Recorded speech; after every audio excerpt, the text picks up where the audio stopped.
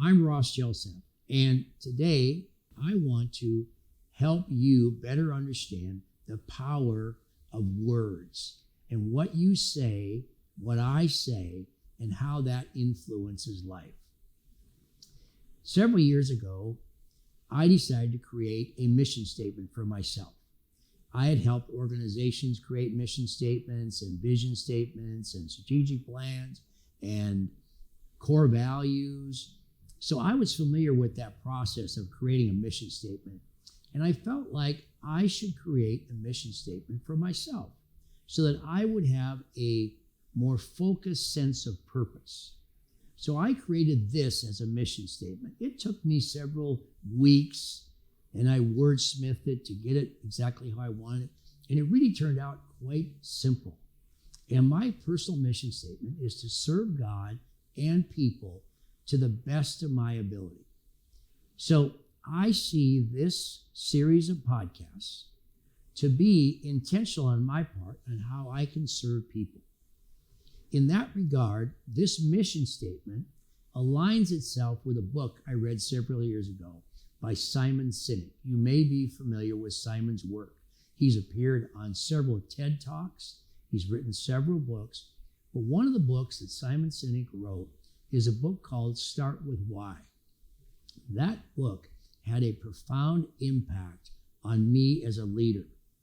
So much of life, we think about who, what, when, where, how.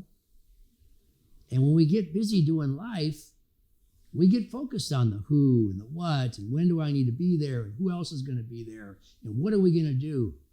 But do we actually take the time to communicate the why?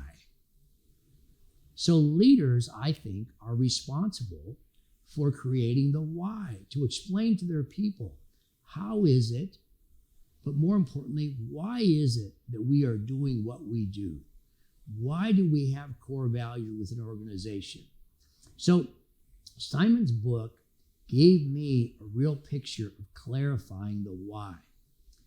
So I've come to realize in my short life that two words have become my favorite words. And those two words are influence and impact. My goal as an educator, I went to college to become a teacher and a coach. And educators do so because they want to use education and coaching as a way to influence people. They want to bring out the good in people. So influence and impact have become a significant part of my life. And it's my hope that through this teaching and the series that we will produce of topics will help you better understand the significance of your influence and your impact on other people. I know that, like me, you influence people every day. You influence people that are close to you. Could be your spouse, could be your children, could be your boss. If you're a boss, if you're a CEO, you're influencing lots of people. And in the long term, because of that influence, you've had impact on those people. So in this series of topics, we are going to talk about the most common means by which you influence people. So think for a moment with me. What tool do you use to influence people? What tool do I use? What's most common in that regard? And I would say to you, we do it with words. We do with what we say. And sometimes we say just the right thing. And sometimes we say, why did I say that? Oh, I wish I wouldn't have said that. Or I wish I would have kept my mouth shut. But sometimes your voice can be the voice of reason. Sometimes your voice can be powerful in that you've said just the right thing at the right time. Sometimes you can simply be the voice of encouragement to people. One of the phrases I've heard used, I don't know where it came from, but is I've never met a person who didn't get too much encouragement. I've never met a person that said, oh, don't encourage me anymore. I've gotten too much encouragement. And what's encouragement about? It's about receiving words, the right words from the right people. And those words had influence. Think of a child growing up. The more positive affirmations they get, studies show that that young boy or girl becomes a confident young man or young woman. And they grow into a person that's strength. And they know their background. They know they've been blessed. They know the affirmations. So they become a person of influence. Now, to that regard, let me take you back to my childhood so you get a picture, just a glimpse of what my journey has included. I grew up on a farm in the Midwest, in North Dakota, and I enjoyed, for the most part, a wonderful life on the farm. Challenge, father was an alcoholic. Mother, strong in our family. Father, strong in our family. So I benefited from two strong, present parents. They were a part of everyday life on the farm. I benefited from that. I remember words and examples like yesterday from my mother and from my father.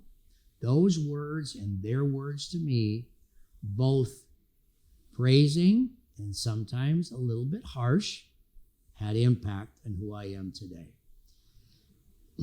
The other voices that I learned to listen to with great admiration as a young boy becoming a young man, particularly in my high school years, were the voices of my high school coaches. I love sports.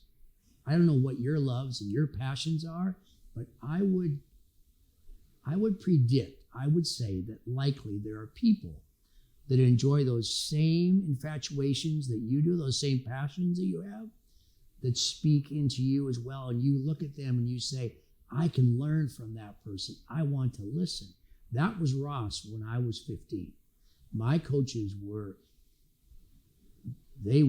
incredible to me in terms of what it is. I waited on every word on the edge of my seat because I wanted to listen closely. So coaches became very important to me. And I really think it was their example that led me to be an educator and a coach as well. I became a head high school football coach and a teacher, 1974. And I remember those early years as an educator. As a teacher in a classroom, it's very important to be able to help your students feel like this guy knows what he's doing as compared to, and part of that's delivery of your words and preparation and being ready, so to speak. But I knew that every day I needed to be prepared. I needed to know what words I was going to use. Along with being a teacher, I was a coach. And I learned pretty quickly that on game day, I needed to have my team ready to play. So in that regard, I would spend not just the day of the game preparing what I was going to say, but I found myself working on that pregame speech, that locker room talk, so to speak. I'd start preparing that on a Monday on a Friday night game. But the beauty of it was every Friday night I knew there was going to be a game. And I knew I had an opportunity to say just the right thing to my team. Or if they didn't play very well, I would say, well, I wonder if I said the wrong things to them. Where did I not have them prepared? Why weren't they doing better? Now, to that point, game day speeches became a function of what words to say and how to say them. So I learned early on the power of words. And I guess I was blessed in that I got a pretty good feel for how to get a group of teenage boys to get excited about playing the game of football. And more times than not, we played at a pretty high level. 3 years into my high school coaching career, I had a dream to be a college coach someday. I had an opportunity to go to North Dakota State University as a graduate assistant, which meant that at the same time I was working on my master's degree in education, I was helping coach the football team at North Dakota State. What an honor for a guy from North Dakota, born and raised there. Jim Wacker gave me that opportunity. He was the head football coach. And the first summer I was there, Jim called me in his office and he said, I'd like to give you a summer assignment. And he said, what do you think of the idea of creating a notebook on motivation for our coaches? And Jim was the master motivator. I remember that fall, standing in the locker room with players as a graduate assistant, watching Jim speak words of affirmation and you can do it and we are going to win and those types of phrases. And I was ready to play myself because he was really good at it. But back to that summer work. So I went about the task for 6 weeks of collecting everything I could find on motivation. Sayings, locker room inscriptions, paragraphs on motivation, things from John Wooden, who was a very successful coach at UCLA in basketball. I collected everything I could find and I categorized it, put it together in this notebook. And when the coaches came back from summer vacation, we sat down and I pridefully handed out a notebook to each one of the coaches. To this day, I still have copies of it and I've given copies away. I never had it published. It was simply a 3-ring binder filled with everything on motivation. But what was it? It was a collection of words. And why did I choose them? Because I felt those words were applicable to situations. They were appropriate words. They were words that would work, that would win. Now, take that notebook, 1977. Here we are, 2020. Simon Sinek. Why are we here? My last 2 years have been about, in part, writing a book. The title of the book is Winning Words with a byline. The byline, Speaking Life to Influence Others. It's my hope that you and I can have this conversation and you might learn a thing or two about how to use words to influence the people in your circle of influence. We all have a circle of influence. Sometimes the circle of influence includes someone that you had no intention of meeting when the day started, but you connect with them at the grocery store on the way home to work. You connect with a new employee at work. So my point is, we all have a circle of influence. With this, your words are either a positive or they can be of negative influence. Now, negative doesn't necessarily mean bad. We'd all rather receive positive, but at times it's a responsibility of a person to call someone to a higher degree of accountability or correction.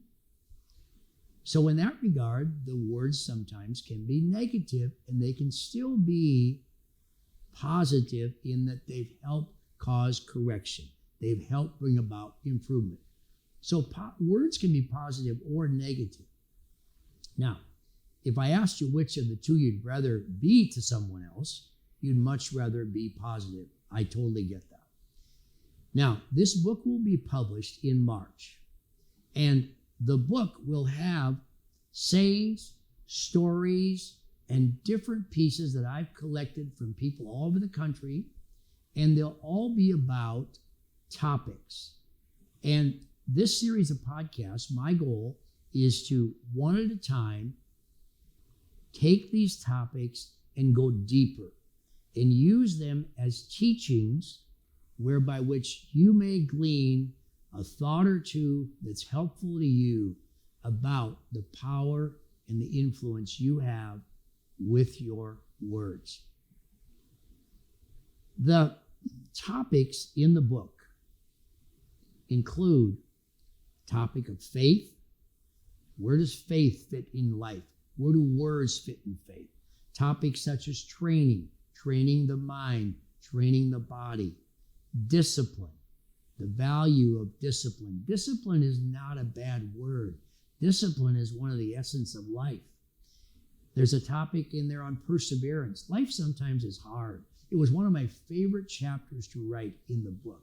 And I think there's some valuable tools I'm going to share with you relative to perseverance. There's a chapter on teamwork.